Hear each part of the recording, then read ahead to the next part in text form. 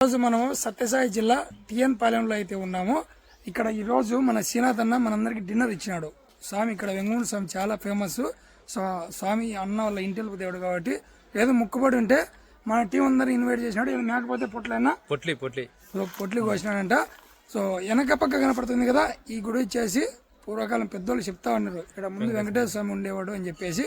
అది ఎప్పుడో ఎన్నాళ్ళు ఉన్నప్పుడు ఇప్పుడు 6వ శతాబ్దం అంటే ఇప్పుడు ఎన్ని సంవత్సరాలు?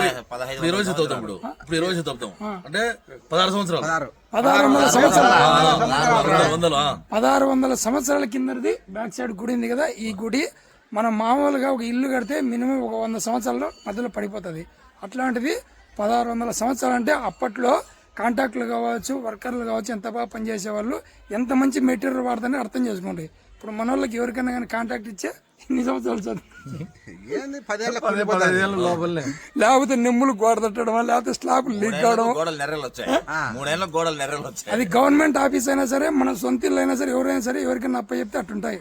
సో కాబట్టి ఈ గుడిలో కూడా చాలా మంది దొంగలు అంటే ఏదన్నా కానీ పురాతనమైనటువంటి దొరుకుతాయని చెప్పేసి తొగి గుడిని అంతా నాశనం చేశారు.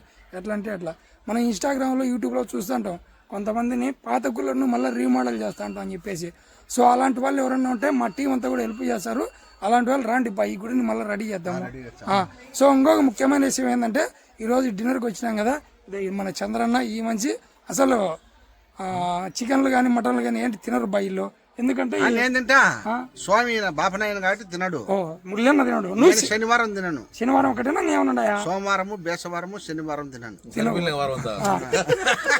అందుకే వీళ్ళ కోసం పుట్టగోలు చెప్పినాం. పుట్టగోలు చేయించాడు. ఓన్లీ పుట్లే అన్నాడు కోసేది, మేకపోతులు అని చెప్పినా. కాదు మేకపోతులు కోయరు ఇక్కడ పాలెం యంగమ్మ స్వామికి. స్వామి ఏందో తపస్సు చేస్తా అంటే మేక వచ్చి ఏందో పాలు పోసానే పాలు పోసానేదంట. పాలు ఏదో ఒకటి ఉంటుంది, పురాణాల ప్రకారం ఏదో ఒకటి ఉంటుంది. కాబట్టి వీళ్ళిద్దరికి అన్న పుట్టకోసలు చేయించినంత. ఓకే, ఇంకోటి ఏంటంటే రీసెంట్ గా మేము రిచ్ గుడ్ సినిమా గురించి ఎక్కువ చెప్తా ఉంటాం కదా.